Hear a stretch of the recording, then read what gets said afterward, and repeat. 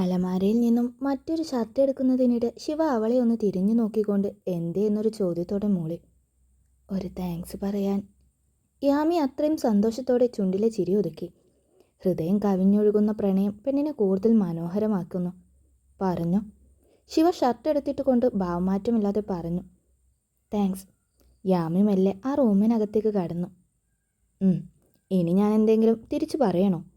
ഷർട്ടിൻ്റെ buttons ഇട്ട് അത്രയും കാര്യത്തോടെ യാമയെ നോക്കി അവൻ ചോദിച്ചതും യാമിയുടെ മുഖം ഇത്രയും നേരം വെമ്പി നിന്ന പുഞ്ചിരി മറഞ്ഞു.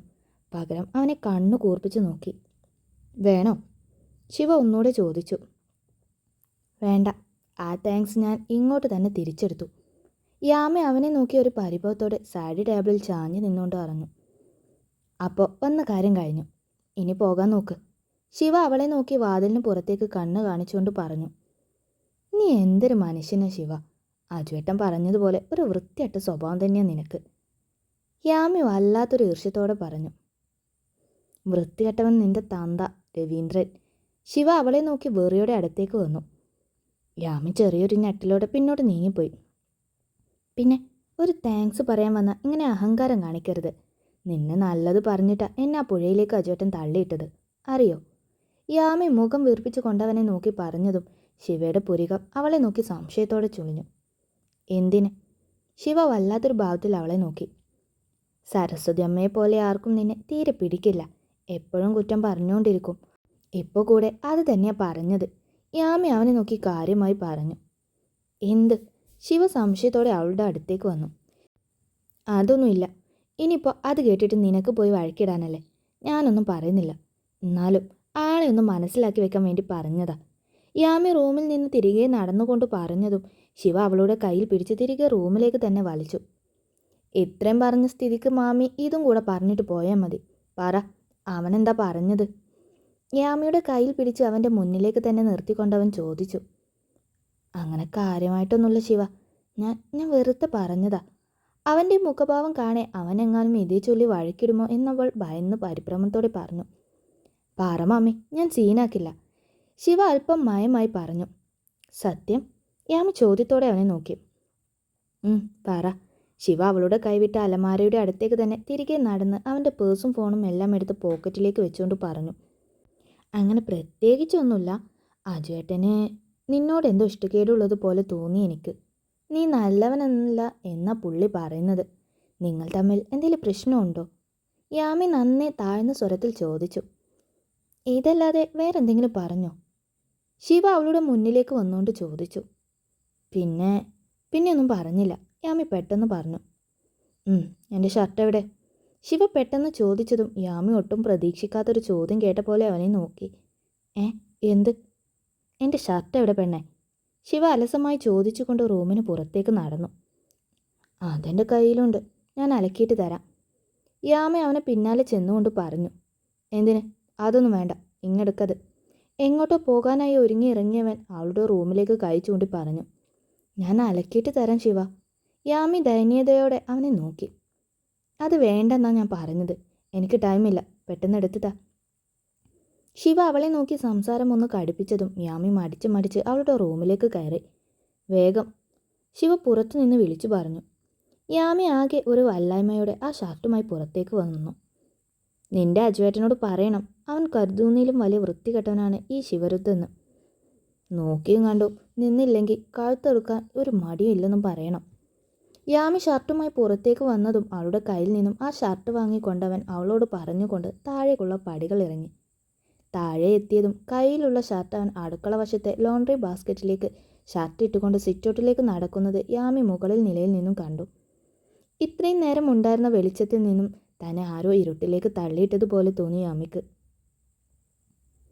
യാമിയുടെ കൂട്ടുകാരെ വിളിച്ചിരുന്നു. ഭക്ഷണം കഴിക്കാനിരിക്കെ രാജശേഖരൻ്റെ നിർദ്ദേശപ്രകാരം സുഭദ്രാമ യാമിയെ നോക്കി ചോദിച്ചു.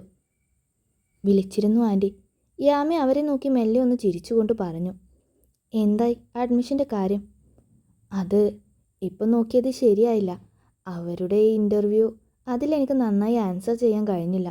മറ്റൊരിടത്ത് നോക്കുന്നുണ്ട്. പെട്ടെന്ന് ശരിയാക്കാൻ പറഞ്ഞിട്ടുണ്ട് ഞാൻ. താനിവിടെ നിൽക്കുന്നതിലുള്ള ബുദ്ധിമുട്ട് കാരണമാണോ ഈ ചോദ്യം എന്നോർത്ത് ആകെ ഒരു വല്ലായ്മയോടെ യാമി പറഞ്ഞു.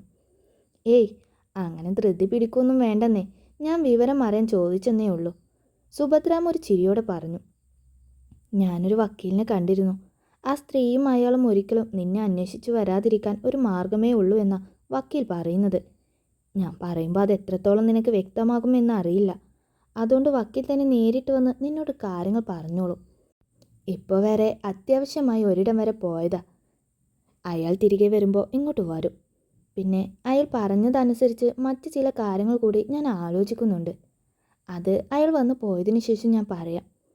ശേഖരൻ യാമിയെ നോക്കി വളരെ കാര്യമായി പറഞ്ഞു. യാമിയുടെ നെഞ്ചിടിപ്പേറിയെങ്കിലും അവളെ നോക്കിയിരിക്കുന്ന എല്ലാവരുടെയും നോക്കി അവൾ വല്ലായ്മയോടെ ചിരിച്ചതല്ലാതെ ഒന്നും പറഞ്ഞില്ല. അബിയുടെ കണ്ണുകൾ അവളുടെ പുഞ്ചിരിക്കൊരു മറുപുഞ്ചിരി നൽകുമ്പോൾ അജുവിൻ്റെ കണ്ണുകൾ അവരെ രണ്ടുപേരെയും നോക്കിയൊന്ന് ചുരുങ്ങി. യാമിക്ക് അമേരിക്കയിലേക്ക് വരാനല്ലേ ആഗ്രഹം? എൻ്റെ കൂടെ വന്നോളൂ. അഡ്മിഷനൊക്കെ ഞാൻ റെഡിയാക്കി തരാം. ദേവായിനി യാമി നോക്കി സ്നേഹത്തോട് പറഞ്ഞു. അതിന് സമയമായില്ല ദേവു. അതിനു മുന്നേ ഇവിടെ കുറച്ച് കാര്യങ്ങൾ ചെയ്തു തീർക്കാനുണ്ട്. എല്ലാം കഴിഞ്ഞിട്ട് ഞാൻ നിന്നോട് പറയാം. അപ്പോൾ ഇതേക്കുറിച്ച് ആലോചിക്കാം. ശേഖരൻ തൻ്റെ സഹോദരിയെ നോക്കി ചിരിയോടെ പറഞ്ഞു. ആയിക്കോട്ടെ, എല്ലാം ഏട്ടൻ പറയുന്നത് പോലെ. പിന്നെ എനിക്ക് മറ്റു കാര്യം പറയാനുണ്ടെന്ന് ഞാൻ പറഞ്ഞില്ലേ? അത് ഞാൻ ഇവിടെ ടൗണിൽ ഒരു ബിൽഡിംഗ് വാങ്ങിയിട്ടുണ്ട്. രാജീവേട്ടന് ഒരേ നിർബന്ധം, നാട്ടിൽ കൂടി എന്തെങ്കിലും ഒന്ന് തുടങ്ങണമെന്ന്.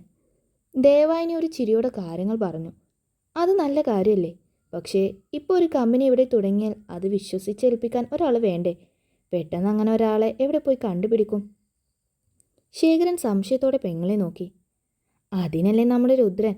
അവൻ ഇവിടെ മറ്റു കാര്യങ്ങളൊന്നുമില്ലല്ലോ. കമ്പനി അവൻ നോക്കട്ടെ. രാജീവേട്ടൻ അതാ പറഞ്ഞത്. അവരൊരു ചിരിയോടെ പറഞ്ഞു. ഹാ, നടന്നത് തന്നെ. അപ്പച്ചി ഇത് എന്ത് കണ്ടിട്ടാ? അവൻ അതിനൊന്നും ഒരു ഇൻട്രസ്റ്റും ഇല്ല. കഴിഞ്ഞ ആഴ്ചയാ അച്ഛൻ നമ്മുടെ പുതിയ കമ്പനി ശിവയോട് നോക്കാൻ പറഞ്ഞത്. പറ്റില്ലെന്ന് തീർത്തു പറഞ്ഞു അവൻ. ഈ പറഞ്ഞത് നടന്നത് തന്നെ എന്നൊരു ഭാവത്തിൽ ചിരിയോടെ അബി പറഞ്ഞു. ഇല്ല അബി, രാജീവേട്ടൻ അവനോട് ചോദിച്ചിട്ട് തന്നെയാ കമ്പനി ഇവിടെ വാങ്ങിയത്. ശിവയെ അതിൻ്റെ കാര്യങ്ങളൊക്കെ നോക്കുന്നതും. അവന് പറ്റില്ലെന്ന് പറഞ്ഞിരുന്നെങ്കിൽ ഈ പ്ലാൻ രാജീവേട്ടൻ തുടക്കത്തിലേ ഉപേക്ഷിച്ചേനെ. ദേവാനി കാര്യമായി പറഞ്ഞതും യാമി ഒഴിച്ച് അവിടെ എല്ലാവരുടെയും മുഖഭാവം ആകെ മാറി. എല്ലാവരുടെ കണ്ണുകളും രാജശേഖരനിലാണ്. സുഭദ്രാമ്മയുടെ കണ്ണുകൾ എന്തിനോ നിറയുന്നുണ്ട്. അവൻ സമ്മതിച്ചോ കമ്പനി നോക്കാമെന്ന്? ശേഖരൻ പെങ്ങളെ നോക്കി ഒന്നുകൂടെ ചോദിച്ചു. ഉവേട്ട, ദേവാനി ചിരിയോടെ പറഞ്ഞു. എങ്കിൽ കുഴപ്പമില്ല, നല്ല കാര്യമാണ്. അയാൾ മെല്ലെ കഴിപ്പ് നിർത്തി എഴുന്നേറ്റുകൊണ്ട് പറഞ്ഞു. തൻ്റെ അച്ഛൻ്റെ മനസ്സ് വേദനിക്കുന്നതറിയെ അബിയുടെ മുഖം ശിവയോടുള്ള ദേഷ്യത്തിൽ മുറുകി. യാമിക്കും ശേഖരൻ്റെ ആ മുഖം കാണെ തെല്ല് സങ്കടം തോന്നി. ഇങ്ങനെ ചെയ്യല്ലേ ശിവ എന്ന് പറഞ്ഞവനെ ഇതിൽ നിന്നും പിന്തിരിപ്പിക്കാൻ തോന്നി അവൾക്ക്. പിന്നീട് അങ്ങോട്ട് ദേവാനി ഓരോ വിശേഷങ്ങൾ പറഞ്ഞെങ്കിലും എല്ലാവരും പതിഞ്ഞ മൂളലും വാടിയ പുഞ്ചിരിയുമൊക്കെയായി മറുപടി ഒതുക്കി. ഞാൻ സംസാരിക്കാം ശേഖരേട്ട അവനോട്. രാത്രി ഉറക്കമില്ലാതെ ഇരിക്കുന്ന ശേഖരൻ്റെ കയ്യിൽ മുറുകെ പിടിച്ചുകൊണ്ടവർ പറഞ്ഞു. വേണ്ട. ശേഖരൻ അവരെ നോക്കാതെ മറുപടി പറഞ്ഞു. അവൻ്റെ മനസ്സിൽ എന്താണെന്ന് നമുക്കറിയില്ല ശേഖരേട്ട. ഞാൻ സംസാരിക്കാം അവനോട്. അവന് മനസ്സിലാവും. സുഭദ്രാമ സ്നേഹത്തോടെ വീണ്ടും പറഞ്ഞു. വേണ്ട ഭദ്രേ, അവൻ്റെ ഇഷ്ടം അതാണെങ്കിൽ അങ്ങനെ തന്നെ നടക്കട്ടെ. നീയൊന്നും പറയണ്ട. അയാൾ അവരുടെ കൈകളെ തിരികെ ശക്തമായി പിടിച്ചുകൊണ്ട് പറഞ്ഞു. പെട്ടെന്നാണ് അവരുടെ റൂമിൻ്റെ വാതിൽക്കൽ ആരോ ശക്തിയായി തട്ടിയത്. സമയം രാത്രി 12 കഴിഞ്ഞിരിക്കുന്നു. ഈ നേരത്ത് ഇതാരാ? ശേഖരൻ തൻ്റെ മുഖം ഒന്ന് അമർത്തി തുടച്ചുകൊണ്ട് വേഗം ഡോർ തുറക്കാനായി ചെന്നു. എന്താ അബി? വാതിൽ തുറന്നതും പരിഭ്രമത്തോടെ ഇരിക്കുന്ന അബിയെ കണ്ടതും ശേഖരൻ സംശയത്തോടെ ഒരു ഭീതിയോടെ അവനെ നോക്കി.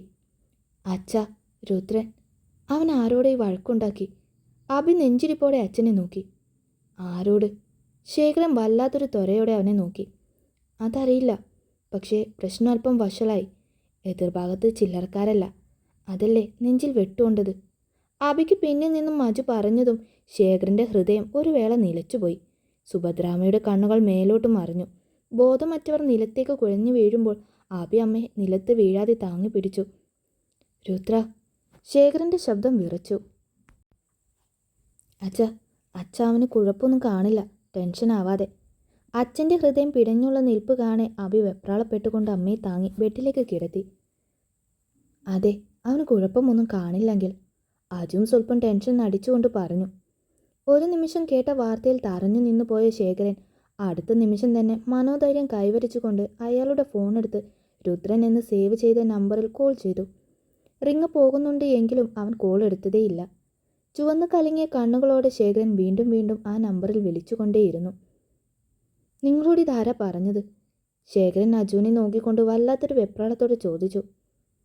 നമ്മുടെ കൃഷ്ണേട്ടൻ്റെ അമ്മ BP കൂടി ഹോസ്പിറ്റലിൽ അഡ്മിറ്റല്ലേ. ആളാ ഹോസ്പിറ്റലിൽ വെച്ച് രുദ്രനെ കണ്ടത്. ആകെ ചോരയിൽ കുളിച്ചാ നിൽക്കുന്നത്. നെഞ്ചിൽ നല്ല ആഴത്തിലൊരു വെട്ടുണ്ടെന്നാ പുള്ളി പറഞ്ഞത്. സംഭവിച്ചതിൽ ദുഃഖമുള്ളതുപോലൊരു ഭാവത്തോടെ അജു പറഞ്ഞതും ശേഖരൻ്റെ കണ്ണുകൾ നിറഞ്ഞു പോയിരുന്നു. അമ്മേ, അച്ഛനെ സമാധാനിപ്പിക്കണോ അതോ അച്ഛന് കരുത്തായി കൂടെ നിൽക്കണമെന്ന് അറിയാതെ അമ്മയെ തട്ടി വിളിച്ചു കൊണ്ടിരുന്നു അബി. ഞാൻ വെള്ളം എടുത്തിട്ട് വരാം അബി. അജു വേഗം അടുക്കളയിലേക്ക് ചെന്ന് വെള്ളം എടുത്തുകൊണ്ടുവന്നു. അവൻ ഏത് ഹോസ്പിറ്റലിലാണെന്ന് പറഞ്ഞോ? ശേഖരൻ അയാളുടെ ഷർട്ട് എടുത്തിട്ട് കൊണ്ട് ഇടർച്ചയോട് ചോദിച്ചു. സിറ്റി ഹോസ്പിറ്റലാണച്ചാ. നിൽക്ക്, ഞാനും വരാം. അജു അമ്മയെ നോക്ക്, കുഞ്ഞോളെ വിളിക്ക്. ഞങ്ങളൊന്നിടം വരെ പോയി വരാം. നോക്കട്ടെ. എത്ര വിളിച്ചിട്ടും ബോധം തെളിയാതെ കിടക്കുന്ന അമ്മയെ നോക്കി അടുത്തു നിൽക്കുന്ന അജുവിനെ പറഞ്ഞേൽപ്പിച്ചുകൊണ്ട് അബി അച്ഛന് പിന്നാലെ നടന്നു. വണ്ടി ഞാനെടുക്കാം അച്ഛാ. ശേഖരൻ വല്ലാത്തൊരു തിടുക്കത്തോടെ കാറെടുക്കാൻ നിന്നതും അബി അച്ഛൻ്റെ കയ്യിൽ നിന്നും കീ വാങ്ങിക്കൊണ്ട് കാറിലേക്ക് കയറി. പെട്ടെന്ന് പോ അബി. കാറിലേക്ക് കയറിയതും ശേഖരൻ അത്രയും ധൃതിയിൽ പറഞ്ഞു. അബി അല്പം വേഗത്തിൽ തന്നെ കാർ തിരിച്ച് ഗേറ്റിനടുത്തേക്ക് നീങ്ങിയതും ഗേറ്റ് കടന്ന് ശിവയുടെ ബൈക്ക് വീട്ടിലേക്ക് കടന്നതും ഒരുമിച്ചായിരുന്നു. അച്ഛാ Rudran. Abhi car sudden brake ഇട്ട് നിർത്തിക്കൊണ്ട് പറഞ്ഞതും ശേഖരൻ കാറിൽ നിന്നും പിടഞ്ഞിറങ്ങി. അച്ഛനെയും അബിയും കണ്ടുകൊണ്ട് തന്നെയാണ് ശിവ ബൈക്ക് സൈഡാക്കി ഇറക്കിയത്. രക്തം പടർന്ന ഷർട്ടയച്ച് തോളിലൂടെ ഇട്ടിട്ടുണ്ട്. തോളിലും നെഞ്ചിലുമായി വിലങ്ങനെ നീളത്തിലും ഒരു വെച്ച് കെട്ടുണ്ട്. അച്ഛൻ അടുത്തേക്ക് വരുന്നത് ഇടങ്ങണൽ കണ്ടെങ്കിലും ശിവ തല കുനിച്ച് മെല്ലെ സിറ്റൗട്ടിലേക്ക് കയറുകയായിരുന്നു. അപ്പോഴാണ് ശേഖരൻ അവനെ വിളിച്ചത്. ശിവ മുന്നോട്ട് നടക്കാതെ അവിടെ തന്നെ നിന്നു. എന്താടാ, ഇതെന്താ പറ്റിയേ? ശേഖരൻ അവനെ തൊട്ടു മുന്നിൽ വന്ന് നിന്ന് നെഞ്ചിലെ മുറിവിലേക്ക് നോക്കിക്കൊണ്ട് ചോദിച്ചു. ഇത് കുഴപ്പമൊന്നുമില്ല. ശിവ അച്ഛനെ മെല്ലെ ഒന്ന് നോക്കി പറഞ്ഞുകൊണ്ട് അകത്തേക്ക് നടന്നു. കുഴപ്പമൊന്നുമില്ലെന്നോ? പിന്നെ ഈ കാണുന്നത് എന്താ രുദ്ര? നീ ഹോസ്പിറ്റലിൽ പോയോ? ഡോക്ടർ എന്താ പറഞ്ഞേ? ശേഖരൻ അത്രയും ഉച്ചത്തിൽ ചോദിച്ചുകൊണ്ട് അവന് പിന്നാലെ ചെന്നു. അതൊക്കെ കണ്ടു, മരുന്നും തന്നിട്ടുണ്ട്. ദാ റെസ്റ്റ് എടുത്താൽ മതി, വേറെ പ്രശ്നമൊന്നുമില്ല. ശിവ അച്ഛനെ നോക്കാതെ കയ്യിലുള്ള മരുന്നിൻ്റെ ഒരു പൊതി ഉയർത്തി കാണിച്ച് അകത്തേക്ക് കയറിക്കൊണ്ട് പറഞ്ഞു. അങ്ങനെയല്ലല്ലോ ഡോക്ടർ പറഞ്ഞത്. നിന്നെ അവിടെ അഡ്മിറ്റ് ചെയ്തതല്ലേ. ഇത് എത്ര സ്റ്റിച്ചുണ്ട്? അച്ഛന് പിന്നാലെ വന്ന അബി അച്ഛനെ കടന്ന് ശിവയുടെ മുന്നിലേക്ക് നിന്ന് ചോദിച്ചു. 8-10 കാണും. ഞാൻ ചോദിച്ചില്ല. അറിഞ്ഞാൽ ഒക്കു എന്നാണെങ്കിൽ ഇത്രയും വിവരം ഇവിടെ വിളിച്ചറിയിച്ചാനെ തന്നെ വിളിച്ച് അന്വേഷിക്ക്. നീ എന്താ തമാശ കളിക്കാണോ? അവിടെ അഡ്മിറ്റ് എന്ന് പറഞ്ഞാൽ അതനുസരിച്ചുകൂടെ രുദ്ര? നിൻ്റെ ഈ വാശി ആരോടാ? അച്ഛനോടോ അതോ അകത്ത് ബോധമില്ലാതെ കിടക്കുന്ന അമ്മയോടോ? അബി ദേഷ്യത്തോടെ തന്നെ അവനോട് ചോദിച്ചതും ഒരു ദീർഘനിശ്വാസത്തോടെ അവൻ കണ്ണുകൾ ഇറുക്കി അടിച്ചു. ആരെങ്കിലും എന്തെങ്കിലും വിളിച്ചു പറഞ്ഞാൽ അതുടനെ ആളും തരവും നോക്കാതെ കൊട്ടി കോച്ചിക്കാൻ നിന്ന പലരും ഇതുപോലെ ബോധം പോയി കിടക്കുന്നത് നിനക്ക് കാണാം. ആരോട് എന്ത് പറയണ്ട എന്നുള്ള ബോധം വേണം. അതില്ലാതെ എൻ്റെ നേർക്ക് ചാടാൻ വന്നിട്ട് കാര്യമില്ല. അവനെ തന്നെ ഉറ്റുനോക്കുന്ന അച്ഛൻ്റെ കലങ്ങിയ കണ്ണുകളും ഇപ്പോഴും താളം തെറ്റി മിടിക്കുന്ന നെഞ്ചിരിപ്പും എല്ലാം മനസ്സിലായിട്ടും അദ്ദേഹത്തെ ഒരു നോട്ടം നോക്കാതെ അവൻ അബിയെ രൂക്ഷമായി നോക്കിക്കൊണ്ട് നേരെ അടുക്കളയിലേക്ക് നടന്നു. തോളിലുണ്ടായിരുന്ന രക്തം പടർന്ന ഷർട്ട് ആ ബാസ്ക്കറ്റിലേക്കിട്ട് വൈകിട്ട് യാമയുടെ കയ്യിൽ നിന്നും വാങ്ങി അലക്കാനിട്ട ബ്ലാക്ക് ഷർട്ട് എടുത്തിട്ട് നെഞ്ച് മറയും വിധം ബട്ടൺസ് ഇട്ടുകൊണ്ട് അവൻ അബിയെ പിന്നെയും ഒന്ന് കടുപ്പിച്ച് നോക്കിക്കൊണ്ട് നേരെ അമ്മയുടെ റൂമിലേക്ക് നടന്നു. അവിടെ ഒരു സൈഡിലായി അജു നിൽക്കുന്നുണ്ടായിരുന്നു. അതൊന്നും ഒട്ടും മൈൻഡാക്കാതെ അവൻ അമ്മയ്ക്കരികിലേക്ക് മെല്ലെ ഇരുന്നു. അമ്മ. മയങ്ങിക്കിടക്കുന്ന സുഭദ്രാമയുടെ കവിളിൽ മെല്ലെ തട്ടി വിളിച്ചു കൊണ്ടവൻ അമ്മയെ 1-2 തവണ വിളിച്ചതും സുഭദ്രാമ വളരെ ആയാസപ്പെട്ട് കണ്ണുകൾ തുറന്നു. കൺമുന്നിൽ ശിവയെ കണ്ടതും മോദം മറയും മുന്നേ കേട്ട വാർത്ത അവർക്ക് ഓർമ്മ വന്നു. ഒരു വിതുമ്പലോടെ അവർ അവൻ്റെ നെഞ്ചിലേക്ക് ചായ ശിവ അമ്മയെ മെല്ലെ ചേർത്ത് പിടിച്ചു. ശ്രദ്ധിച്ച്. അമ്മ ചാഞ്ഞത് ശിവയുടെ നെഞ്ചിലെ മുറിവിലേക്കാണെന്ന് കണ്ടതും അബി കരുതലോടെ പറഞ്ഞു. എൻ്റെ മോന് കുഴപ്പമൊന്നുമില്ലല്ലോ? അമ്മ പേടിച്ചു പോയടാ. നിനക്കൊന്നും ഇല്ലല്ലോ? സുഭദ്രാമ കരഞ്ഞുകൊണ്ട് അവൻ്റെ കവളിൽ കൈ ചേർത്ത് വെച്ചു. എനിക്കെന്താമേ, ഞാനല്ലേ നിൽക്കുന്നത്. എനിക്കൊരു കുഴപ്പമില്ല. അമ്മ വെറുതെ വേണ്ടാത്ത ടെൻഷൻ ഉണ്ടാക്കി അസുഖം വരുത്തി വെക്കേണ്ട. ശിവ അമ്മയെ അടക്കി പിടിച്ചുകൊണ്ട് പറഞ്ഞു. അബി പറഞ്ഞല്ലോ, നിനക്ക് നോക്കട്ടെ, അമ്മ നോക്കട്ടെ, ഒന്നും പറ്റിയില്ലല്ലോ. സുഭദ്രാമ ഒരു പിടച്ചിലോടെ അവൻ്റെ നെഞ്ചിൽ പരതിയും നെഞ്ചിൽ നീളത്തിലുള്ള ഒരു വെച്ചുകെട്ടവൻ തൊട്ടറിഞ്ഞു. അവരൊരു നടുക്കത്തോടെ അവനെ നോക്കി. പിന്നെ ഒരു വെപ്രാളത്തോടെ അവൻ്റെ ഷർട്ടിൻ്റെ ബട്ടൺസ് അയച്ചു. അയ്യോ, ഇതെന്താടാ മോനെ? ആരാ നീ? എന്തിനാ ശിവ വല്ലവരോടും വഴക്കിന് പോണേ? എൻ്റെ ഈശ്വരാ, ഇവനെ തലയ്ക്ക് വെളിവില്ലമ്മേ. എനിക്കൊരു കുഴപ്പമില്ല, ഒന്നുമില്ല. ഇതൊരു ചെറിയ മുറിവാ. ഷർട്ട് അയച്ചതും നെഞ്ചിലെ മുറിവ് കണ്ട് ഉറക്കി കരയുന്ന അമ്മയെ നോക്കി ശിവ അരിശത്തോടെ പറഞ്ഞു. പതിവില്ലാതെ രാത്രിയിൽ കേൾക്കുന്ന ബഹളം കേട്ടാണ് യാമി മെല്ലെ കണ്ണു തുറന്നത്. താഴെ നിന്ന് ആരൊക്കെയോ കരയുന്നു. സമയം എത്രയായി? യാമി അവളുടെ ഫോൺ കയ്യിലെടുത്ത് കൊണ്ട് സമയം നോക്കി. 1:30 മണി. ഈ നേരത്തെന്താ പ്രശ്നം എന്ന് ചിന്തിക്കുമ്പോഴാണ് ഒന്നുമില്ല അമ്മേ എന്നുള്ള പ്രിയപ്പെട്ടൻ്റെ ശബ്ദം അവൾ കേട്ടത്. അവൾ ഒരു പിടിച്ചിലോടെ ബെഡിൽ നിന്ന് എഴുന്നേറ്റ് വാതിൽ തുറന്നതും താഴെ ഹാളിൽ തന്നെയായി എല്ലാവരും ഉണ്ടായിരുന്നു. എൻ്റെ അമ്മേ, ഇങ്ങനെ കരയാൻ മാത്രം ഒന്നുമില്ലത്. ഞാൻ വേണേ കെട്ടയച്ച് കാണിച്ചു തരാം. ഇടവും വലം ഇരുന്ന് കരയുന്ന അമ്മയെയും കുഞ്ഞോളെയും നോക്കിക്കൊണ്ട് ശിവ സഹി കെട്ടുകൊണ്ട് ആ മുറിയിലെ കെട്ടയക്കാനായി തുനിഞ്ഞതും അയ്യോ എന്ന് പറഞ്ഞ് സുഭദ്രാമ്മ അത് തടഞ്ഞു. യാമി പടികൾ ഇറങ്ങി താഴേക്ക് വന്നതും കണ്ടു ഹാളിൽ നേരെ മുന്നിലായി ഇരിക്കുന്ന ശേഖരനെ. എന്നത്തെയും പോലെയല്ല, അയാളുടെ കണ്ണുകൾ ആകെ ചുവന്ന് കലങ്ങിയിരിക്കുന്നു. മുഖം അതുപോലെ ഒട്ടും ഗൗരവമല്ലാതെ അയഞ്ഞിരിക്കുന്നു. രുദ്രൻ സാറിനെ ആരോ നെഞ്ചിൽ വെട്ടി. പ്രശ്നം എന്താണെന്നറിയാതെ ഹാളിലുള്ള അജുനെയും അഭിയെയും ശേഖരനെയും വായനയെയും ബാക്കി എല്ലാവരെയും നോക്കി പകച്ചു നിൽക്കെ കാതോരം കേട്ട ലിയയുടെ വാക്കുകൾ. യാമി ഹൃദയസ്തംഭിച്ചയോടെ അവളെ നോക്കി. ആരോടാ വഴക്കിട്ടത്? നെഞ്ചിൽ ദേ ഇത്രയും വലിയൊരു വെട്ടുകൊണ്ട് ഒത്തിരി സ്റ്റിച്ചുണ്ടെന്നാ പറയുന്നത്. പക്ഷേ ആശുപത്രിയിൽ കിടക്കാതെ ഇങ്ങോട്ട് പോന്നെന്ന്. കുഞ്ഞോളും ഭദ്രമാമയും നല്ല കരച്ചില്ല. ദേ ആ റൂമിലുണ്ട് ആള്. അടുത്തുള്ള സുഭദ്രയുടെ റൂമിലേക്ക് കണ്ണ് കാണിച്ചുകൊണ്ട് ലിയ പറഞ്ഞതും കൺകോണിൽ നിന്നും പൊടിഞ്ഞു വീണ കണ്ണുനീർ യാമി ആരും കാണരുതെന്ന് വെപ്രാളത്തോടെ തുടച്ചു. ഓടി അരികിലേക്ക് ചെന്ന് അവനെ കാണണം. ഹൃദയം വെമ്പുമ്പോഴും അവനും ഈ വീട്ടുകാർക്കും താൻ ആരുമല്ലല്ലോ എന്ന യാഥാർത്ഥ്യം അവളുടെ പാദങ്ങളെ പിടിച്ചു കെട്ടി. എൻ്റെ അമ്മേ, എനിക്ക് ദേഷ്യം പിടിക്കുന്നുണ്ടേ. നേരം വെളുക്കും വരെ ഇങ്ങനെ കരഞ്ഞിരുന്ന അമ്മയുടെ ഭാവമെങ്കിൽ ഇവിടെ ഇരുന്ന് കരഞ്ഞോ. ഞാൻ പോയിന്ന് കിടക്കട്ടെ. ശിവ അമ്മയ്ക്കരികിൽ നിന്ന് എഴുന്നേറ്റ് കൊണ്ട് പറഞ്ഞു. നിന്നെ ഇങ്ങനെ കണ്ടിട്ട് ഞാൻ എങ്ങനെയാ ശിവ കരയാതിരിക്കുക? വാശിയും ദേഷ്യമൊക്കെ കൂടുതലാണ് നിനക്ക്. തന്നെ ഇഷ്ടമേ ചെയ്യൂ. എന്നാലും ഇങ്ങനെ ഓരോ വഴക്കിന് നിൽക്കുമ്പോൾ നിന്നെ സ്നേഹിക്കുന്ന ഞങ്ങൾ കുറച്ച് പേരിവിടെ ഉണ്ടെന്ന കാര്യം നീ മറക്കരുത്. സുഭദ്രാമ്മ കണ്ണും മുഖവും അമർത്തി തുടച്ചുകൊണ്ട് അവൻ്റെ പിന്നാലെ എണീറ്റുകൊണ്ട് പറഞ്ഞു. ശിവ വാ, നമുക്ക് ഹോസ്പിറ്റലിൽ പോകാം.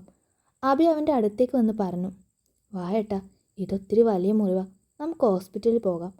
അവൻ്റെ കയ്യിൽ മുറുകി പിടിച്ചുകൊണ്ട് കുഞ്ഞോളും പറഞ്ഞു. ആ, ഹോസ്പിറ്റലിൽ പോകേണ്ടവരൊക്കെ പോയിട്ട് വാ, എനിക്കൊന്ന് കിടക്കണം. ആരും പറഞ്ഞത് വില വയ്ക്കാതെ അവൻ റൂമിൽ നിന്നും ഹാളിലേക്ക് വന്നതും അവിടെ അവനെ കാണാനെന്നോണം നിൽക്കുന്നവരെ കാണാൻ ഉള്ളിലേറെ കലിയിളകി. ബട്ടൺസ് ഇടാതെ മുഴുവനായി തുറന്നു കിടക്കുന്ന ഷർട്ട് അവൻ്റെ നെഞ്ചിലെ മുറിവും കെട്ടും എല്ലാവർക്കും കാണാൻ കഴിഞ്ഞു. ഹൃദയം പിടഞ്ഞു നിൽക്കുന്നവളുടെ ദേഹം വിറച്ചുപോയി. ഒന്ന് കരയണോ കണ്ണ് നിറയ്ക്കാനോ പോലും ആവാതെ ഹൃദയവേദനയുടെ അങ്ങേയറ്റം അനുഭവിക്കുന്നവൾ. എല്ലാവരും കണ്ടു കഴിഞ്ഞെങ്കിൽ പോയി കിടക്കാൻ നോക്ക്. അതല്ല, കണ്ടത് ശരിയായില്ല, ഇനിയും കാണണം എന്നാണെങ്കിൽ നാളെ നേരം വെളുത്തിട്ട് ഒരു ഓലക്കീറിൽ ഞാൻ ഈ നടുമുറ്റത്ത് മലർന്ന് കിടന്നു തരാം. ശിവ. ഹാളിൽ കൂടി നിൽക്കുന്ന യാമിയെയും മായയും ലിയയും ഒക്കെ നോക്കി പല്ലി ഞെരിച്ചു കൊണ്ടവൻ പറഞ്ഞതും സുഭദ്രാമ്മ ശാസനയോടെ അവനെ വിളിച്ചു. അല്ലാതെ പിന്നെ എനിക്കൊരു കുഴപ്പമില്ലെന്ന് പറഞ്ഞില്ല അമ്മേ. പിന്നെയും ഇതെന്ത് കാഴ്ച കാണാനാ ഈ കൂടി നിൽക്കുന്നത്? പോയി കിടന്നുറങ്ങടി. അമ്മയോട് പറയുന്നതിനൊപ്പം മായയെ നോക്കി ചീറിയവൻ. അത് കേൾക്കേണ്ട താമസം മായയും അവൾക്കൊപ്പം ലിയയും നേരെ റൂമിലേക്ക് കയറി. യാമി പക്ഷേ അവനെ കണ്ണെടുക്കാതെ നോക്കിക്കൊണ്ട് തന്നെ അവിടെ നിന്നു. ശിവ, നമുക്ക് ഹോസ്പിറ്റലിൽ പോകാം. ശേഖരൻ്റെ അരികിൽ ഇരുന്നിരുന്ന ദേവാനി ശിവയുടെ അടുത്തേക്ക് വന്ന് സൗമ്യമായി പറഞ്ഞു. അപ്പച്ചി, ദേ ഇതൊന്നും പോരാഞ്ഞിനി അപ്പച്ചി കൂടെ തുടങ്ങരുത്. എനിക്കങ്ങനെ വലിയ കുഴപ്പമൊന്നുമില്ലെന്ന് എത്ര തവണ പറയണം. ഡോക്ടറോട് ചോദിച്ചിട്ട് തന്നെയാണ് ഞാനിങ്ങ് പോകുന്നത്. എന്നെ ഉപദേശിക്കാൻ വരാതെ എല്ലാവരും ഒന്ന് പോയി കിടക്ക്. ശിവ റൂമിലേക്കുള്ള പടികൾ കയറുന്നതിനൊപ്പം സഹി കെട്ട പോലെ പറഞ്ഞു. രുദ്ര. ഇത്രയും നേരം മിണ്ടാതിരുന്ന രാജശേഖരൻ പെട്ടെന്ന് വിളിച്ചതും ശിവ മുന്നോട്ട് നടക്കാതെ അവിടെ നിന്നു. ഇതാരാ ചെയ്തതെന്ന് പറഞ്ഞിട്ട് പോ. ശേഖരൻ വലിഞ്ഞു മുറുകിയ മുഖത്തോടെ അവനെ നോക്കാതെ ചോദിച്ചു. അതിപ്പോൾ ശത്രുക്കൾ ഒരുപാട് പേരില്ലേ, അവരിൽ ആരെ? അജു മിണ്ടാതിരിക്ക്. എൻ്റെ ചോദ്യം രുദ്രനോടാണ്. അജു പരിഹാസത്തോടെ പറഞ്ഞു വന്നതും ശേഖരൻ ഒറ്റ വാക്കിൽ അവന് മിണ്ടാത്ത വിധം വാ അടപ്പിച്ചു. രുദ്രൻ പറ. ശേഖരൻ വീണ്ടും ചോദിച്ചതും യാമിയും കുഞ്ഞോളും അബിയും സുഭദ്രാമയും എല്ലാം അവനെ നോക്കി. അതങ്ങനെ പറയാനൊന്നുമില്ല. ഇതാ എസ് ഐ ജയപാൽ വന്ന വഴിയാ. അനുഭവിച്ചു കൊണ്ടിരിക്കുന്ന സ്വത്ത് വകയൊക്കെ കൈവിട്ടു പോകുമോ എന്ന പേടിയാണ് അയാൾക്ക്. ശിവ അച്ഛനെ നോക്കാതെ എന്നാൽ യാമി ഒരു നോട്ടം നോക്കിക്കൊണ്ട് പറഞ്ഞതും കയ്യിൽ മുറുകെ പിടിച്ചിരുന്ന യാമിയുടെ ഫോൺ പിടുത്തം വിട്ട് നിലത്തേക്ക് തെറിച്ചു വീണു. അത്രയും നേരം തൻ്റെ കണ്ണീരിന് ആരെങ്കിലും കാരണം തിരക്കിയാലോ എന്ന് ഭയന്ന് കണ്ണീരൊഴുക്കാൻ കഴിയാതെ വിങ്ങി നിന്നവളുടെ കണ്ണുകളിലൂടെ ഒരു നീർച്ചാലൊഴുകി. അതേസമയം ശിവ പറഞ്ഞത് കേൾക്കെ രാജശേഖരൻ്റെ കണ്ണുകൾ ക്രൂരമായതിനൊപ്പം അഭിയുടെ കണ്ണുകളിലും വല്ലാത്തൊരു കോപം ആളിപ്പടർന്നു.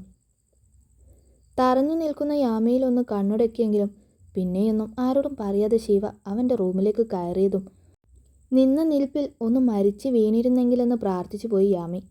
കണ്ണുകൾ നിറഞ്ഞു. താൻ കാരണം തന്നെ സംരക്ഷിച്ചത് കാരണം എന്ന് ഹൃദയം കുത്തി പറഞ്ഞുകൊണ്ടേയിരുന്നു. ആർക്കും നല്ലതൊന്നും നൽകാത്തൊരു ജന്മം അവൾ സ്വയം പഴിച്ചു. സ്വന്തമെന്ന് പറയാൻ, ഒരാശ്വാസമാവാൻ, തണലായവാൻ ആരോരുമില്ലാത്ത ആ പെണ്ണിൻ്റെ ഹൃദയവേദന അതത്രയും ഭീകരമായിരുന്നു. അവിടെയുള്ളവരാരും തല ഉയർത്തി നോക്കാതെ അവർ അവർക്കിടയിൽ മരവിച്ച പോലെ നിന്നു. അവൻ മരുന്ന് കഴിച്ച് കാണില്ല കുഞ്ഞോളെ. ഇതൊന്ന് എടുത്ത് കഴിപ്പിച്ചിട്ട് പോയി കിടന്നു നീ. എല്ലാവരും പോയി കിടക്കാൻ നോക്ക്. ബാക്കി സംസാരമൊക്കെ നാളെ നേരം വെളുത്തിട്ടാവാം. ശേഖരൻ വല്ലാത്തൊരു ഗൗരവത്തോടെ പറഞ്ഞുകൊണ്ട് റൂമിലേക്ക് കടന്നതും കുഞ്ഞോൾ മെല്ലെ ആ മരുന്നെടുത്തുകൊണ്ട് ശിവയുടെ റൂമിലേക്ക് ചെന്നു. അവളുടെ കണ്ണുകൾ ഇപ്പോഴും നിറയുന്നുണ്ട്. ഹൃദയം പിടഞ്ഞ് ശ്വാസം നിലക്കാറായ പോലെ അവളുടെ ഹൃദയം വിങ്ങുന്നുണ്ട്. ഇങ്ങനെ ഡെസ്പാവതടോ, അവന് കുഴപ്പമൊന്നുമില്ല. താൻ ചെന്ന് കിടന്നു. അബി അവളുടെ അടുത്തേക്ക് വന്നുകൊണ്ട് പറഞ്ഞു. ഞാൻ എങ്ങോട്ടെങ്കിലും പൊക്കോളാം അബിയേട്ടാ. യാമി അവനെ നോക്കി തൊണ്ടയിടറിക്കൊണ്ട് പറഞ്ഞു. ഏയ് എന്തിന്? ഇതൊന്നും അല്ലടോ പരിഹാരം. അത് നാളെ നേരം വെളുക്കും മുന്നേ ജയപാൽ അറിയും. താനിങ്ങനെ കരഞ്ഞ് ഡെസ്പാവാതെ പോയി കിടന്നേ. ചെല്ല്. അബി അവളെ കൂട്ടി മുകളിലേക്കുള്ള പടികൾ കയറി. എൻ്റെ പൊന്നു കുഞ്ഞോളെ, 2 ഗുളിക എടുത്ത് കുടിക്കാനുള്ള ആരോഗ്യമൊക്കെ എനിക്കുണ്ട്. നീ ഇങ്ങനെ കരഞ്ഞ് മൂക്കൊലിപ്പിച്ചതൊന്നും ചെയ്ത് കഷ്ടപ്പെടണ്ട. ഒന്ന് പോയേ. അബിയും യാമിയും റൂമിലേക്ക് കയറുമ്പോൾ ശിവ അവൻ്റെ റൂമിൽ നിന്നും കുഞ്ഞോളെ പുറത്തേക്ക് അയക്കുകയായിരുന്നു. കണ്ണു തുടച്ചൊരു തേങ്ങലോടെ കുഞ്ഞോൾ അബിയെ നോക്കി. അവൻ എടുത്ത് കഴിച്ചോളും കുഞ്ഞോളെ, നീ പോയി കിടന്നോ, കരയണ്ട. യാമിയും കിടക്കാൻ നോക്ക്. അബി യാമിയുടെ അരികിൽ കുഞ്ഞോളെ ആശ്വസിപ്പിച്ചുകൊണ്ട് അവളുമായി അവളുടെ റൂമിലേക്ക് കടന്നതും യാമി അവൾ നിൽക്കുന്നതിന് മുന്നിലുള്ള അടഞ്ഞു കിടക്കുന്ന ശിവയുടെ റൂമിൻ്റെ ഡോറിലേക്ക് നോക്കി. കണ്ണുകൾ നിറയുന്നുണ്ട്. ഇത്രയും കാലം തന്നോടൊരു സ്നേഹം ഇല്ലായിരുന്നെങ്കിൽ കൂടി ഇപ്പോൾ ഈ നിമിഷം തന്നെ അവൻ വെറുത്തു കാണും. അവളത് ഉറപ്പിച്ചു. എങ്കിലും ഒന്ന് കാണണം. അല്ല, ഈ രാത്രി മുഴുവൻ അവനെ നോക്കിയിരിക്കണമെന്ന ഹൃദയത്തിൻ്റെ വാശി. അവളുടെ കൈകളാൽ ആ ഡോർ മെല്ലെ തള്ളി തുറപ്പിച്ചു. റൂമിലേക്ക് കടന്നതും കാണുന്നത് ഷർട്ടയച്ചൊരു ഹാങ്ങറിൽ കൊളുത്തുന്നവനെയാണ്. യാമിക്ക് ആദ്യമായി അവനോട് മിണ്ടാൻ ചെറിയ ഭയം തോന്നിപ്പോയി. വാതിലാരോ തുറന്നത് അറിഞ്ഞപ്പോൾ ശിവ മെല്ലെ തിരിഞ്ഞു നോക്കിയത്. സാഗരം പോലെ തെളിനീരായി നിറഞ്ഞു നിൽക്കുന്ന 2 മിഴികളാണ് അവൻ്റെ കണ്ണിൽ ആദ്യം മുടക്കിയത്. എന്തോ ശിവയ്ക്ക് അവളോട് ദേഷ്യപ്പെടാൻ തോന്നിയില്ല. തന്നെ നോക്കി നിൽക്കുന്നവളെ ഒരു നിമിഷം നോക്കി നിന്നെങ്കിലും പിന്നെ അങ്ങനെ ഒരാൾ അവിടെ നിൽക്കുന്നത് കണ്ടിട്ടേ ഇല്ലെന്നൊരു ഭാവത്തിൽ മെല്ലെ സൈഡ് ടേബിളിനടുത്തേക്ക് ഒരു ഗ്ലാസ് എടുത്ത് മരുന്ന് കഴിക്കാനുള്ള വെള്ളം എടുത്തു. ഞാൻ എടുത്തു തരാം. യാമി മറ്റൊന്നും ചിന്തിക്കാതെ അവൻ്റെ കയ്യിൽ നിന്നും ആ ജഗ് അല്പം ബലമായി തന്നെ പിടിച്ചു വാങ്ങി. ശിവൻ നെറ്റിച്ചുളിച്ച് വല്ലാത്തൊരു ഭാവത്തിൽ അവളെ നോക്കി. യാമി പക്ഷേ അവനെ മുഖമുയർത്തി നോക്കിയില്ല. ഗ്ലാസ്സിലേക്ക് വെള്ളം എടുത്ത് അതിനടുത്തായി തന്നെ ഉണ്ടായിരുന്ന മരുന്നും എടുത്ത് അവൻ്റെ നേർക്ക് നീട്ടി. എൻ്റെ കൈയൊന്നും മറ്റുപോയിട്ടില്ല. ശിവ അവളുടെ കയ്യിൽ നിന്നും വെള്ളം വാങ്ങിക്കൊണ്ട് കടുപ്പിച്ച് പറഞ്ഞതും യാമി നടുക്കത്തോടെ അവനെ നോക്കി. താൻ കാരണമാണല്ലോ എന്ന കുറ്റബോധം കൊണ്ടാണ് ഈ സഹായിക്കാൻ വരവും കണ്ണീരൊലിപ്പിക്കലെന്നുണ്ടെങ്കിൽ ഇതിൻ്റെ ഒന്നും ഒരാവശ്യമില്ല. മാമി പോയി കിടക്കാൻ നോക്ക്. ശിവ ദേഷ്യത്തോടെ അല്ലെങ്കിലും അവളോട് പറഞ്ഞു. സോറി. യാമി അവനെ നോക്കി മെല്ലെ പറഞ്ഞു. ഓ ആയിക്കോട്ടെ. ശിവ തെല്ലി പുച്ഛത്തോടെ തലയാട്ടി. ഞാൻ ഇവിടുന്ന് പോയിരുന്നെങ്കിൽ ഇതൊന്നും സംഭവിക്കില്ലായിരുന്നു. യാമി നിറഞ്ഞ കണ്ണുകൾ അവനെ കാണിക്കാതെ മറച്ചുകൊണ്ട് പറഞ്ഞു. ആര് പറഞ്ഞു? ശിവ അവളെ നോക്കി പരിഹാസത്തോടെ ചോദിച്ചുകൊണ്ട് അവൻ്റെ ബെഡിലെ ബെഡ്ഷീറ്റ് മെല്ലെ മാറ്റാനായി ഒരുങ്ങിയതും യാമി വേഗം ചെന്ന് അത് അവൻ്റെ കയ്യിൽ നിന്ന് വാങ്ങി ബെഡ്ഷീറ്റ് വൃത്തിയിൽ വിരിച്ചു കൊടുത്തു. ശിവ അവളുടെ പ്രവൃത്തികളെല്ലാം സൂക്ഷ്മം നോക്കി കണ്ടു. അവൾ കാരണമാണ് ഇതെല്ലാം സംഭവിച്ചത് എന്നുള്ള കുറ്റബോധമാണ് അവളുടെ ഉള്ളിലെന്ന് തോന്നി അവന്. സംഭവിക്കില്ലായിരുന്നു. എനിക്കറിയാം. ഞാൻ പറഞ്ഞതല്ലേ പോകാമെന്ന്. നമ്മൾ തമ്മിലൊരു ബന്ധമില്ലെന്ന് അയാളോട് പറഞ്ഞൂടായിരുന്നു നിനക്ക്?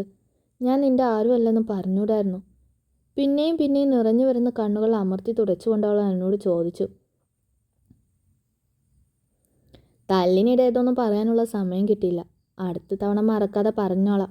എൻ്റെ പൊന്നു മാമി, ഞാൻ അല്ലെങ്കിലേ മടുത്തിരിക്കുക.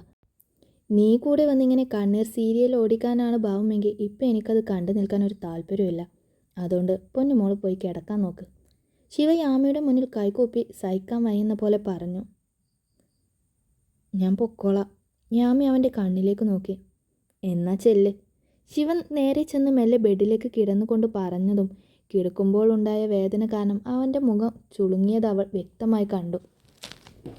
നല്ല വേദനയുണ്ടോ? യാമി മെല്ലെ ചോദിച്ചു. മനുഷ്യനല്ലേ, അത്യാവശ്യം വേദനയുണ്ട്. കാൽ കീഴിലുള്ള പുതപ്പെടുക്കാൻ ശ്രമിച്ചു കൊണ്ടവൻ പറഞ്ഞതും യാമി ഓടിച്ചെന്ന പുതപ്പ് അവൻ്റെ കയ്യിലേക്ക് കൊടുത്തു. താങ്ക്സ്. ശിവ അവളെ നോക്കി പറഞ്ഞുകൊണ്ട് ആ പുതപ്പ് പുതച്ചു. മലർന്നു തന്നെ കിടക്കണം. ചെരിഞ്ഞ മുറിവ് വലിയും സ്റ്റിച്ചുള്ളതല്ലേ, യാമി പറഞ്ഞു. ആണോ? എന്നാൽ ഞാൻ ചെരിയുന്നുണ്ട് എന്ന് നോക്കി മാമി ഇവിടെ ഇരി. എൻ്റെ പെണ്ണെ, നല്ലോണം നിൽക്കുമ്പോൾ നീ എന്നെ കയറി ചൊറിയരുത്. ഇതൊന്നും അറിയാതിരിക്കാൻ ഞാൻ ഇന്നലെ ജനിച്ചുള്ള കുഞ്ഞൊന്നും അല്ല. പോയി കിടക്കാൻ നോക്കി നീ. യാമയുടെ കരുതൽ കാണെ അടങ്ങിയ ദേഷ്യം വീണ്ടും നുരഞ്ഞു പൊന്തുന്നത് പോലെ അവൻ പറഞ്ഞു. എന്നിട്ടും യാമിക്ക് അവൻ്റെ അരികിൽ നിന്നും പോകാനേ തോന്നിയില്ല. എന്തൊക്കെയോ ഇനിയും പറയണം, അവനെ പരിചരിക്കണം എന്നൊക്കെ ഹൃദയം വമ്പൽ കൊണ്ടെങ്കിലും അവൾ മടിച്ചവിടെ നിന്നു. മാമി ഒന്നിങ്ങ് വന്നേ. കണ്ണുകളടച്ച് കിടക്കുന്നവനെ ഒരിക്കൽ കൂടി ഒന്ന് നോക്കിക്കൊണ്ടവൾ ഡോർ മെല്ലെ ചാരിയതും പെട്ടെന്നാണ് അവൻ അവളെ അടുത്തേക്ക് വിളിച്ചത്. യാമി വല്ലാത്തൊരു പിടിച്ചിലോടെ അവനെ നോക്കി. തന്നെ വിളിച്ചോ അത് തനിക്ക് തോന്നിയതാണോ എന്നൊരു സംശയമാണ് അവളുടെ കണ്ണിൽ. കുന്തം വിഴുങ്ങിയ പോലെ നിൽക്കാതെ ആ ഡോർ ചാരിങ്ങ് വാടി. ശിവ അവളെ നോക്കി കണ്ണുരുട്ടിയതും അവൻ്റെ ദേഷ്യത്തിൽ യാമി കണ്ണീരോടെ മെല്ലെ പുഞ്ചിരിച്ചുകൊണ്ട് അവൻ്റെ അടുത്തേക്ക് ചെന്നു. ഇങ്ങനെ കുറ്റബോധം പേറേണ്ട അതിൻ്റെ ആവശ്യമല്ല. ഇതിൻ്റെ സ്പോൺസർ നീയല്ല, വേറെയാളാ. മാമി സമാധാനമായി പോയി കിടക്കാൻ നോക്ക്. യാമി അടുത്തേക്ക് വന്നതും ശിവ ഒഴുക്കം മട്ടോടെ അവളോട് പറഞ്ഞു.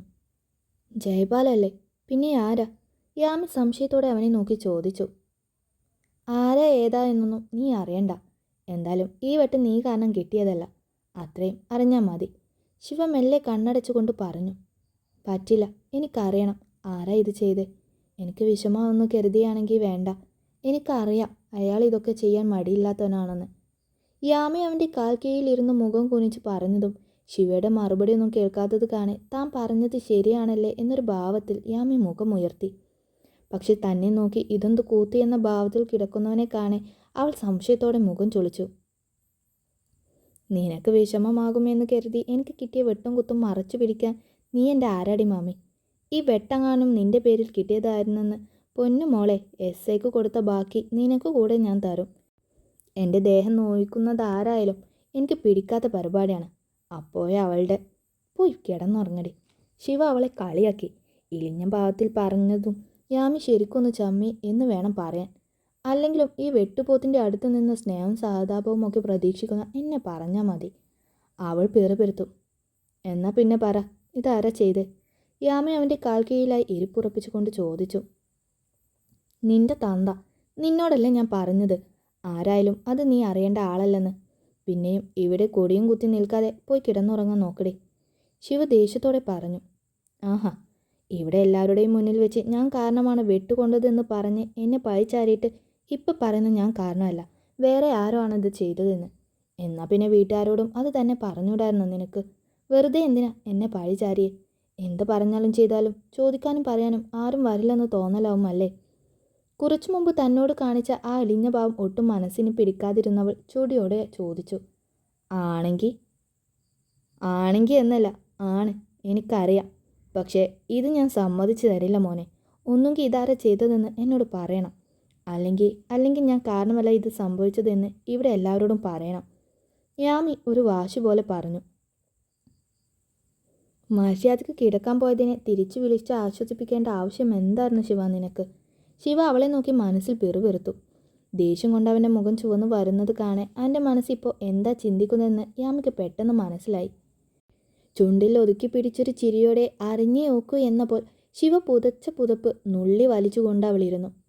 പെണ്ണിൻ്റെ ആക്കിയുള്ള ചിരിയും കാര്യം അറിഞ്ഞേയൊക്കെ എന്ന വാശിയും കാലും മടക്കി ഒരു തൊഴി വെച്ച് കൊടുക്കാനാണ് ശിവക്ക് തോന്നിയത്.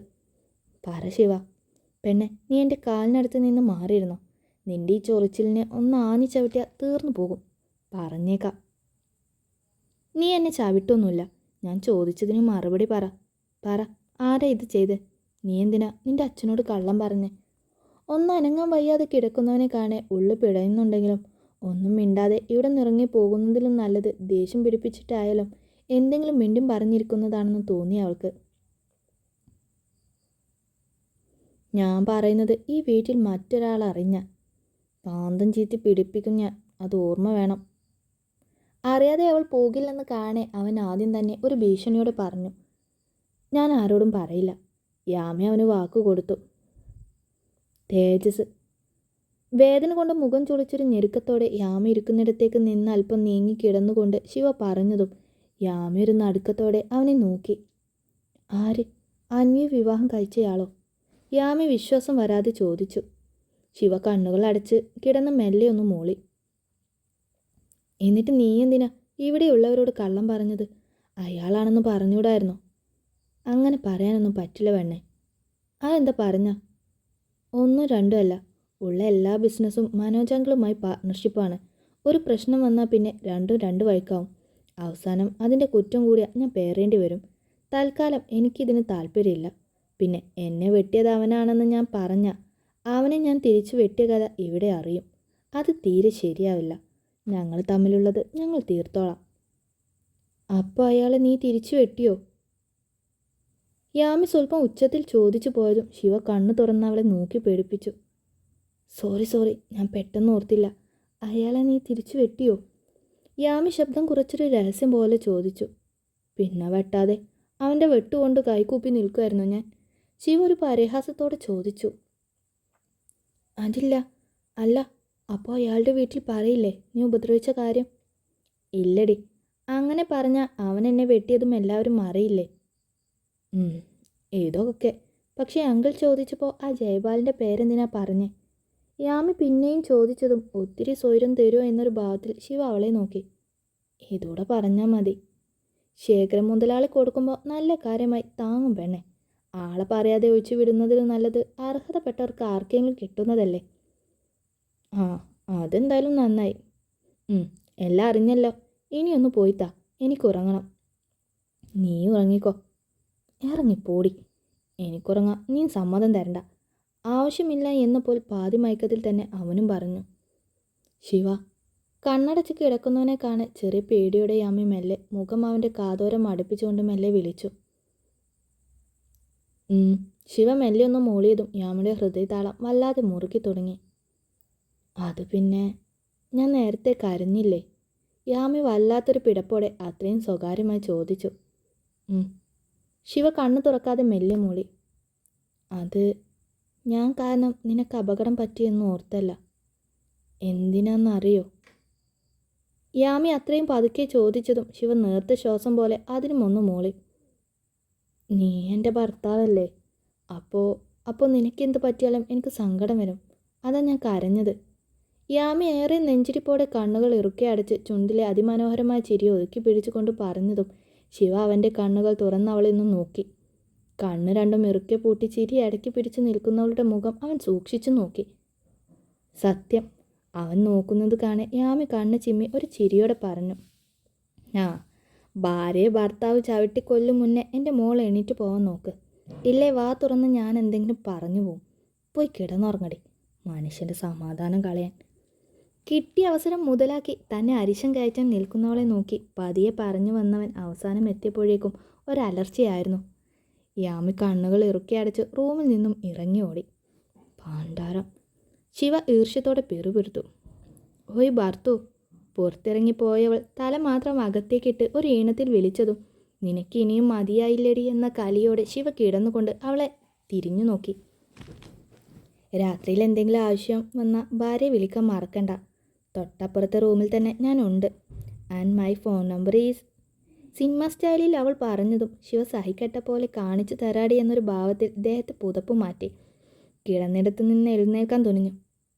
കിടന്നോ, ഞാൻ പോവാ. യാമി ചിരിയോടെ ആ ഡോർ അടച്ച് അവളുടെ റൂമിലേക്ക് നടന്നു. ഇത്രയും നാൾക്കിടെ ആദ്യമായി ഒത്തിരി സന്തോഷം തോന്നിയ നിമിഷം. ഒരുവൻ്റെ ദേഷ്യവും വാശിയും സംസാരവും കേട്ട അങ്ങനെ ഈ രാത്രി വെളുപ്പിക്കാൻ കൊതിയായി അവൾക്ക്. സരസ്വതി അമ്മ ഇല്ലാത്തത് കൊണ്ട് അടുത്ത ദിവസം പുലർച്ചെ തന്നെ യാമി എഴുന്നേറ്റ് അടുക്കളയിലേക്ക് വന്നു. ഒത്തിരി മരുന്ന് കഴിച്ചതാണ്. ശിവയ്ക്ക് നല്ല ക്ഷീണം കാണും. കഴിക്കാൻ നല്ലതെന്തെങ്കിലും ഉണ്ടാക്കി കൊടുക്കണം എന്ന് അവളുടെ മനസ്സ് തിടക്കം കൂട്ടി. അതുകൊണ്ട് തന്നെ ആരെയും കാത്തു നിൽക്കാതെ അവൾക്ക് ഏറ്റവും നന്നായി അറിയാവുന്ന ഭക്ഷണം തന്നെ നല്ല രുചിയിൽ ഉണ്ടാക്കി. ഏകദേശം രാവിലത്തേക്കുള്ള എല്ലാം പാകമായപ്പോഴാണ് കുഞ്ഞോൾ അങ്ങോട്ട് വന്നത്. നേരത്തെ എഴുന്നേറ്റോ? എന്നെ കൂടെ വിളിച്ചുവിടായിരുന്നു. എന്തിനാ തനിച്ച് ചെയ്ത്? അടുക്കളയിലേക്ക് വന്നവൾ പാകമായ ഭക്ഷണങ്ങളെല്ലാം നോക്കി നിറഞ്ഞ ചിരിയോടെ കുഞ്ഞൊരു അതിശയത്തോടെ ചോദിച്ചു. ഒന്നും ആയില്ലല്ലോ ഇതുവരെ. ഞാൻ പെട്ടെന്ന് ഭക്ഷണം ഉണ്ടാക്കാം. നീ ഇതൊന്ന് ഏട്ടനെ കഴിപ്പിക്ക്. ഇന്നലെ രാത്രി എന്തെങ്കിലും കഴിച്ചിരുന്നോ? ഇല്ലയോ എന്നൊക്കെ ദൈവത്തിനറിയാം. മരുന്ന് കഴിക്കുന്നതല്ലേ. നല്ല ക്ഷീണം കാണും. കുളി കഴിഞ്ഞ് ഒരു സെറ്റുമുണ്ടും ഉടുത്ത് ധൃതിയിൽ അടുക്കളയിലേക്ക് വന്ന സുഭദ്രാമ്മ പറഞ്ഞു. ഭക്ഷണമൊക്കെ ആയി അമ്മേ. യാമി നേരത്തെ എണീറ്റെല്ലാം ഉണ്ടാക്കി വെച്ചിട്ടുണ്ട്. കുഞ്ഞോൾ അമ്മയെ നോക്കി പറഞ്ഞതും സുഭദ്രാമ്മ തെല്ലൊരതിശയത്തോടെ അമ്മയെ നോക്കി. ഇതെല്ലാം തനിച്ച് ചെയ്തോ? അവരതിശയത്തോടെ ചോദിച്ചു. നേരത്തെ ഉണർന്നപ്പോൾ തോന്നി. അതാ, സരസ്വതിയമ്മ ഇല്ലല്ലോ. യാമി ഒരു പരുങ്ങലോടെ അവരെ നോക്കി പുഞ്ചിരിച്ചു. ഒറ്റയ്ക്ക് ചെയ്യണ്ടായിരുന്നു മോളെ. എന്നെയോ കുഞ്ഞോളെയോ വിളിച്ചൂടായിരുന്നു. സുഭദ്രാമ്മ അവളെ നോക്കി സ്നേഹത്തോടെ ചോദിച്ചു. യാമി അതിന് മെല്ലെ ഒന്ന് പുഞ്ചിരിച്ചതല്ലാതെ മറുപടി ഒന്നും പറഞ്ഞില്ല. കുഞ്ഞോളെ, എല്ലാം ആയില്ലേ? നീ വേഗം ശിവയ്ക്ക് വേണ്ടതെല്ലാം എടുത്ത് അവൻ്റെ റൂമിലേക്ക് ചെല്ല്. എണീറ്റില്ലെങ്കിൽ ഉണർത്തണം. നല്ല ക്ഷീണം കാണും. പിന്നെ നെറ്റിയിൽ തൊട്ട് പനിയുണ്ടോയെന്ന് നോക്കണം. മുറിവുള്ളതല്ലേ, ചിലപ്പോൾ പനിക്കും. പിന്നെ മോളെ, ഉച്ചത്തേക്കുള്ളതൊന്നും മോള് ചെയ്യേണ്ട കേട്ടോ. ആ വനജയോട് വരാൻ പറഞ്ഞിട്ടുണ്ട്. അവൾ ചെയ്തോളും. കുഞ്ഞോളോട് പറയുന്നതിനൊപ്പം യാമിയുടെ കവളിൽ മെല്ലെ തൊട്ടുകൊണ്ട് സ്നേഹത്തോടെ പറഞ്ഞു. എന്തോ യാമിയോട് ഈയിടെയായി സുഭദ്രാമ്മയ്ക്കൊരു സ്നേഹക്കൂടുതലുണ്ട്. സുഭദ്രാമ്മയ്ക്കൊപ്പം മറ്റുള്ളവർക്കുള്ള ഭക്ഷണം ഡൈനിങ് ടേബിളിലേക്ക് എടുത്തു വെക്കുമ്പോഴും യാമിയുടെ കണ്ണുകൾ ശിവയ്ക്ക് ഭക്ഷണവുമായി അവൻ്റെ റൂമിലേക്ക് പോകുന്ന കുഞ്ഞോളിലായിരുന്നു.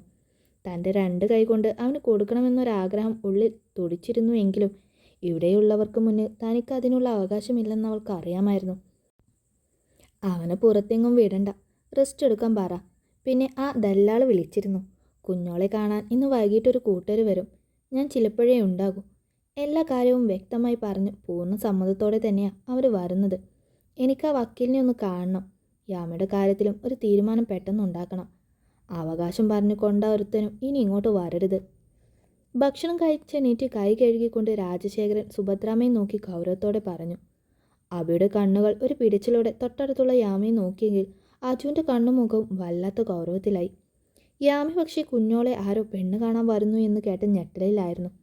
ഈ തീരുമാനം ശിവയോ കുഞ്ഞോളോ സച്ചോ ഒന്നും അറിഞ്ഞില്ലല്ലോ. അവരെ അറിയിക്കേണ്ടേ എന്നൊരു തിടുക്കവുമായി അവളുടെ മനസ്സിൽ. അവിടെയുള്ളവരെ ആരെയും ശ്രദ്ധിക്കാത്ത ഭാവത്തിൽ ഒന്നും മിണ്ടാതെ മെല്ലെ അവർക്കിടയിൽ നിന്നും അടുക്കളയിലേക്ക് നടന്നു അവൾ സമ്മതിക്കോ ശേഖരേട്ട? പുറത്തേക്ക് പോകാനിറങ്ങിയ ശേഖരന് പിന്നാലെ ചെന്ന് സുഭദ്രാമ്മ മെല്ലെ ചോദിച്ചു. അച്ഛനൊരു തെറ്റ് പറ്റിയെന്നത് സത്യ എന്ന് കരുതി ഇനിയും തെറ്റ് തന്നെ സംഭവിക്കണമെന്നില്ല എന്ന് പറ അവളോട്. അവളോട് നല്ലതല്ലാതെ മറ്റൊന്നും നമ്മൾ ആഗ്രഹിക്കുന്നില്ല എന്ന് പറ. സുഭദ്രാമ്മയെ നോക്കി അത്രയും ഗൗരവത്തോടെ പറഞ്ഞുകൊണ്ട് ശേഖരൻ കാറിലേക്ക് കയറി. അച്ഛനൊപ്പം തന്നെ അബിയും അജുവും വന്ന് കാറിലേക്ക് കയറി. എല്ലാവരും സിറ്റൗട്ടിലേക്ക് പോയതും യാമി ഒരു കുതിപ്പിൽ പടികൾ ഓടിക്കയറി ശിവയുടെ റൂമിലേക്ക് ചെന്നു.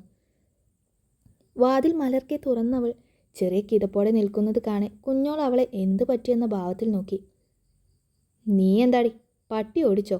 ബാത്റൂമിൽ നിന്നും മുഖം കഴുകി ഫ്രഷായി ഭക്ഷണം കഴിക്കാനായി ടേബിളിനരികിലേക്ക് നടന്നു വന്ന ശിവ അവളെ കണ്ട് പരിഹാസത്തോടെ ചോദിച്ചു. യാമി അവനെ നോക്കി ഇല്ലെന്ന് തലയനക്കി. നിനക്ക് പനിക്കുന്നുണ്ടോ ശിവ? മുഖവും മേലുമാകെ ചുവന്ന് നിൽക്കുന്നവനെ കാണി യാമി അവനെ നോക്കി ചോദിച്ചു. പനിക്കുന്നുണ്ട്. യാമിയുടെ ചോദ്യത്തിന് കുഞ്ഞോളാണ് മറുപടി പറഞ്ഞത്. മരുന്ന് കഴിച്ചില്ലേ? യാമി കുഞ്ഞോളെ നോക്കി ചോദിച്ചു. കൊടുത്തു. ഇനി ഭക്ഷണം കഴിച്ചു കഴിഞ്ഞിട്ടാ. ചായക്കപ്പിലേക്ക് ചായ ഒഴിച്ചുകൊണ്ട് കുഞ്ഞോൾ പറഞ്ഞു. ശിവയ്ക്ക് ഭക്ഷണം ഇഷ്ടമായോ? വന്ന കാര്യം ഇപ്പോൾ തന്നെ കുഞ്ഞോളെ അറിയിച്ച് അവളെ ടെൻഷനാക്കണോ എന്നൊരു സംശയം തോന്നി അവൾ ശിവയോട് മാത്രമായി കാര്യം പറയാമേ എന്ന് കരുതി. അലസമായിരുന്നു ഭക്ഷണം കഴിക്കുന്നതിനെ നോക്കി അവൾ മെല്ലെ ചോദിച്ചു. ആ, തിരക്കേടില്ല. ശിവ അവളെ നോക്കാതെ തന്നെ പറഞ്ഞു. അതൊന്നുമല്ല, നല്ല ടേസ്റ്റ് ഉണ്ട്, കുഞ്ഞോൾ പറഞ്ഞു. അല്ലെങ്കിലും ആരെയും നല്ലത് പറയാൻ നിനക്കറിയില്ല, യാമി ശിവയെ നോക്കി പറഞ്ഞു. അറിയില്ല. ശിവ അത് അടുത്ത നിമിഷം തന്നെ സമ്മതിച്ചും കൊടുത്തു. വെള്ളം ഇരിപ്പില്ല, ഞാൻ പോയി വെള്ളം എടുത്തിട്ട് വരാം. മരുന്ന് കഴിക്കണ്ടേ? റൂമിലെ ജഗ്ഗെടുത്ത് പുറത്തേക്ക് നടന്നുകൊണ്ട് കുഞ്ഞോൾ പറഞ്ഞു. ശരിക്കും ഭക്ഷണം ഇഷ്ടമായില്ലേ നിനക്ക്? കുഞ്ഞോൾ അവിടെ നിന്ന് പോയതും യാമി ഒന്നുകൂടെ ചോദിച്ചു. ഇല്ല. ശിവ വെട്ടൊന്ന് തുണ്ടൻ രണ്ടെന്ന പോലെ പറഞ്ഞു. പോടാ ദുഷ്ട. യാമി കുറച്ച് പിറുപിറുത്തു. ദുഷ്ടൻ നിന്റെ തന്ത രവീന്ദ്രൻ. ശിവ കഴിച്ചണിച്ച് ബാത്റൂമിലേക്ക് കൈ കഴുകാൻ കയറി പറഞ്ഞു. ഓ.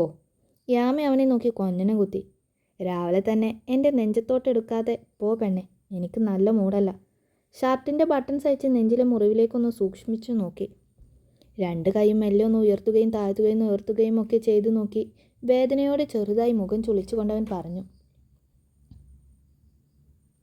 നല്ല വേദനയുണ്ടേ, ഒന്നും കൂടെ ഹോസ്പിറ്റലിൽ പോ ശിവ, പനിച്ച മുറിവ് പഴുക്കും. യാമി കരുതലോടെ പറഞ്ഞു. ഓ, മാമി പറയും പോലെ ചെയ്തോളാം. വലിയ ആളെ പോലെ ഉപദേശിക്കുന്നവളെ കളിയാക്കിക്കൊണ്ടവൻ പറഞ്ഞു. ആര് പറയുന്നതോ അനുസരിക്കരുത്. എങ്ങാനും അനുസരിച്ച തലയിലുള്ള കൊമ്പ് മുറിഞ്ഞു പോകും. നല്ലത് പറഞ്ഞാലും മോശം പറഞ്ഞാലും പുച്ഛിച്ച് തള്ളുന്നതിനെ നോക്കി യാമി ചെറിയ ദേഷ്യത്തോടെ പറഞ്ഞു. ശിവ അത് കേട്ടതായി പോലും ഭാവിച്ചില്ല. എനിക്ക് ഒരു കാര്യം പറയാനുണ്ട്. ആ പറഞ്ഞതിന് ഒരു മറുപടി അവൻ്റെ പക്കൽ നിന്ന് വരില്ലെന്ന് കണ്ടതും റൂമിൻ്റെ വാതിലോളം ചെന്ന് കുഞ്ഞോള് വെള്ളവുമായി വരുന്നുണ്ടെന്ന് നോക്കി ഇല്ലെന്ന് ഉറപ്പിച്ചു കൊണ്ടവൾ പറഞ്ഞു. ശിവ കണ്ണാടിക്ക് മുന്നിൽ നിന്ന് തിരിഞ്ഞതേയില്ല.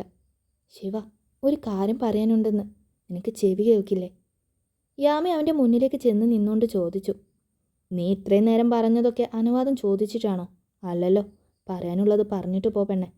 ശിവ അവളെ നോക്കാതെ അലസമായി പറഞ്ഞു. ഇന്നിവിടെ ഒരു പെണ്ണ് കാണൽ ചടങ്ങുണ്ട്.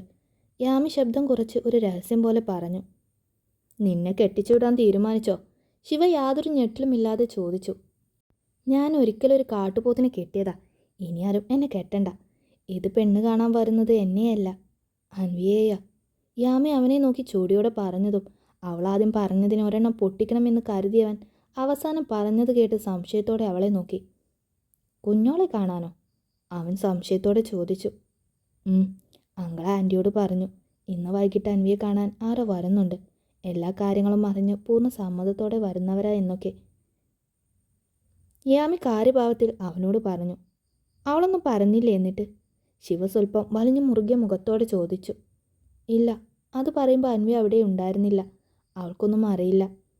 യാമി മെല്ലെ പറഞ്ഞു നിർത്തിയതും ശിവ ഷർട്ടിൻ്റെ ബട്ടൺസ് ഇട്ടുകൊണ്ട് വേഗത്തിൽ താഴേക്ക് നടന്നു.